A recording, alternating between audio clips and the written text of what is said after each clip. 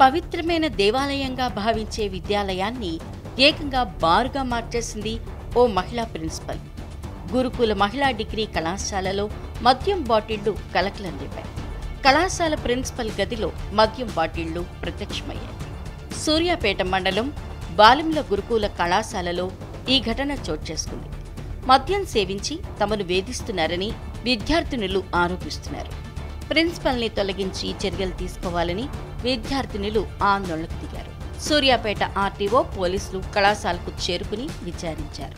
అకారణంగా తమను వేధించే మహిళా ప్రిన్సిపల్ను వెంటనే మార్చాలంటూ రోడ్డుపై ఆందోళన చేపట్టారు విద్యార్థినులు. దాదాపు 400 మంది విద్యార్థినులు కళాశాల ఎదుటనున్న మట్టి రోడ్డుపై రాస్తారోకో చేశారు.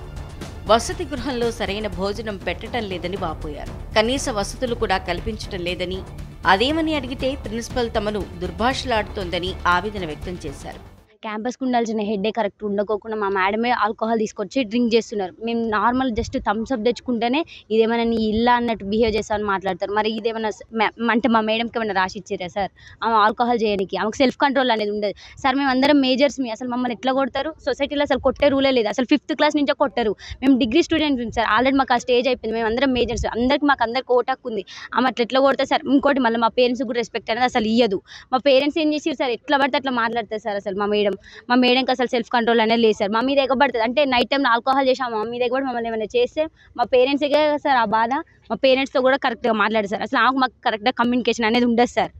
ఏసీటీ మేడం బాగా సపోర్ట్ సార్. మేము నైటే పట్టుకున్నాం, అందుకనే ఇంత దాకా రావాల్సి వచ్చింది సార్. మాకు మెయిన్ మా ప్రిన్సిపల్ మేడం వద్దు, ఏసీటీ మేడం కూడా సస్పెండ్ చేయాలి. దొరికినాయి బీర్ బాటిల్స్. రూమ్ సీల్ చేసినాం సార్. మేము నైట్ అసలు పడుకోలేదు సార్. ఏం జరుగుద్దో అని చాలా భయంతో అసలు పడుకోలేదు. ఎవరు క్యాంపస్ మొత్తం ఒక్కరు కూడా పడుకోలేదు.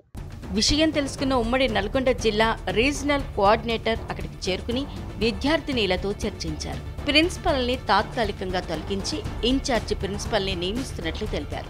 ప్రిన్సిపల్పై చర్యలు తీసుకుంటామని, విచారణ కమిటీ ఏర్పాటు చేసి అధికారులకు నివేదిక అందిస్తామన్నారు.